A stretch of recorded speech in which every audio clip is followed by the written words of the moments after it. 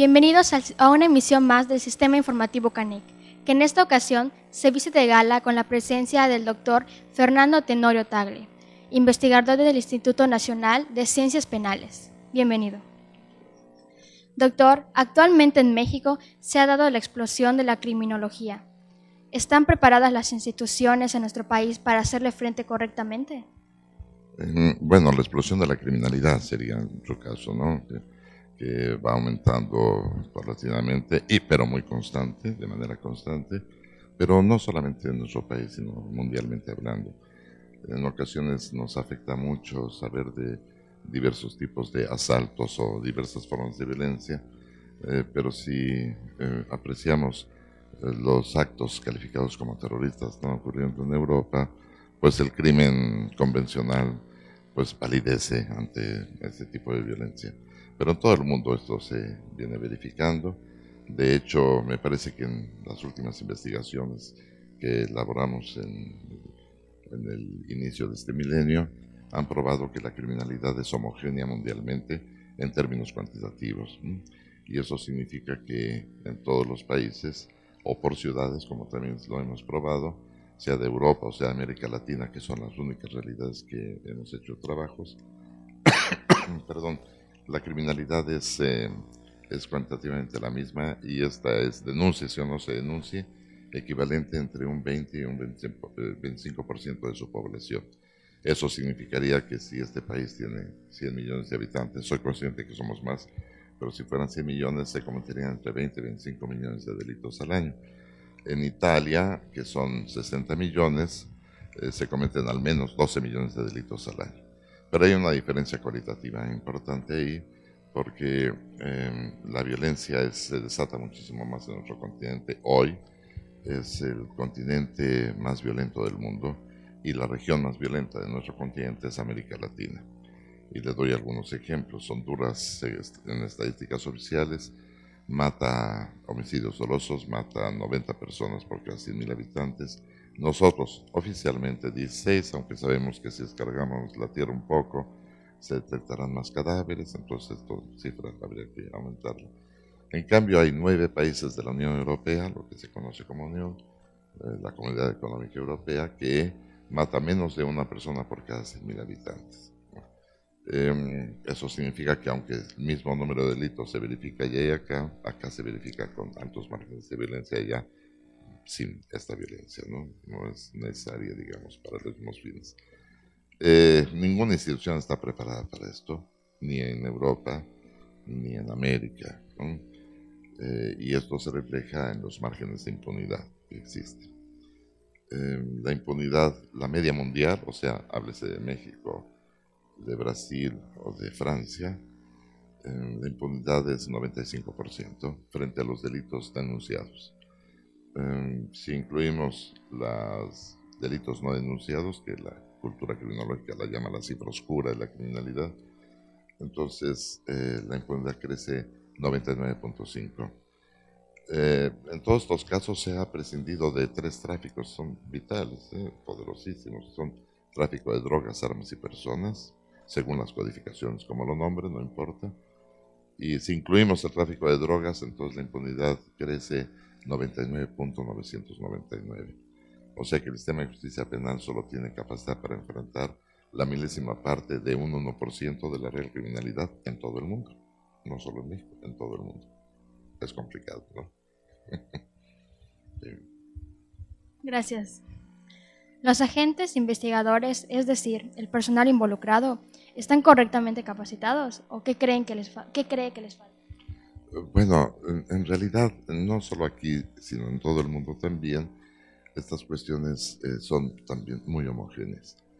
Em, hay un autor que se llama David Rothman, que lo conocí a través de un texto de Stanley Cohen que se llama Visiones del Control Social, y que analiza países ricos y pobres en todo lo que es la práctica del secuestro, es decir, psiquiátricos, hospicios y la cárcel también, ¿no? Entre otros más. Y lo que hace es demostrar que no importa si el personal está altamente capacitado o no lo está. si está bien pagado o no lo está, si cuenta con todos los recursos materiales o sin ellos, el sistema fracasa día con día. Es decir, eso de que fracasa día con día significa que no concreta los objetivos que las leyes describen. Por ejemplo, en el psiquiátrico está para curar a las personas que se han detectado, en el término convencional, locos, muy convencional, ¿no? Pero para que sea inteligible. Ninguno se ha curado, ¿no? O sea, los dejan ahí y ahí se quedan, pero no los curan. La cárcel está para la readaptación social, según la ley, ¿no? O resocialización, readaptación, rehabilitación, reeducación, reinserción.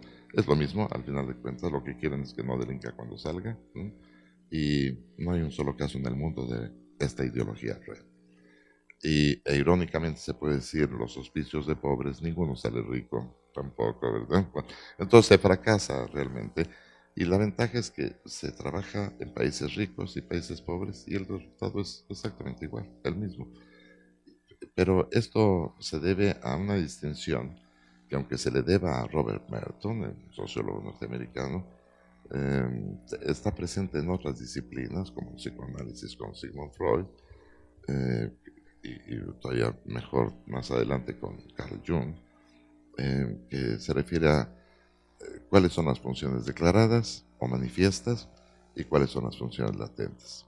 Lo declarado es lo que las instituciones dicen, vamos a perseguir tal cosa. Eso nunca se cumple. En cambio, las funciones latentes es lo que no dicen que van a hacer, pero lo hacen todos los días, ¿no? Entonces, si analizamos estas últimas, podemos descubrir cuál es la razón real que da lugar a que surjan estas instituciones y cómo se van transformando. En este sentido, le podría decir muy crudamente que la cárcel se ha aprobado, me parece ya muy bien, y entonces todo el sistema de justicia penal, entendiendo entonces a los fiscales o ministerios públicos, a los jueces, policías, todos los que integran o lo conforman, no nacen para los fines que declararon las leyes, sino en realidad nacieron para gobernar la pobreza. Y por eso los que van a la cárcel son los pobres. Esto ya sabía antes también, antes Víctor Hugo hace el relato de los miserables, cuando todavía no nace el sistema de justicia penal. Y de todas formas, los pobres, como Jean Valjean, van a la cárcel, ¿no? Entonces, al presidio o a la cárcel. Gracias. ¿El nuevo sistema de justicia penal en México es lo que realmente necesitamos hoy en día? Bueno, yo apuesto a él también, como todos mis colegas seguramente, pero eso no va a cambiar las cosas mucho. Digamos que en el proceso de evolución de los sistemas parece que esto es mucho más razonable. Sin embargo, esto no cambia la condición que acabo de decir.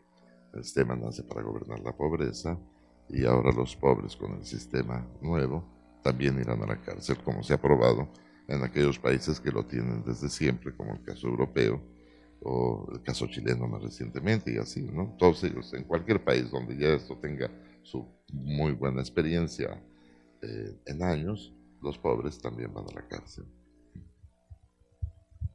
Muchas gracias. Bueno, aquí en el sistema informativo CANEC tenemos una dinámica en la que yo le digo una palabra y usted me dice lo primero que se le venga a la mente. ¿Se anima? El inconsciente traiciona, vamos a ver qué. Primera palabra, derecho. Corrupción. Ciencia. Saber. Criminología. Crítica. Investigación jurídica. Palabra, ¿verdad? Tengo que decir. Solo una palabra. Investigación jurídica. Escritorio. Familia. Proyecto de vida. México. 7-0. Docencia. Docencia, la mejor trabajo del mundo. Seguridad. Esperanza. Amistad. La verdad.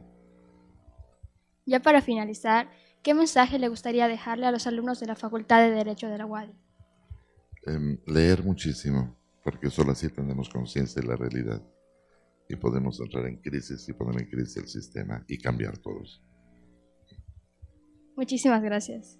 Agradeciendo la oportunidad que nos brindó el doctor Fernando Tenorio Tagle de platicar con él y a las autoridades de la Facultad de Derecho de la UADY, encabezadas por el director, el doctor Carlos Alberto Macedonio Hernández, director de la facultad, por brindarnos todas las facilidades para hacer esta entrevista. Les recordamos nuestras redes sociales que aparecen en nuestras pantallas. Muchas gracias. Hasta la próxima.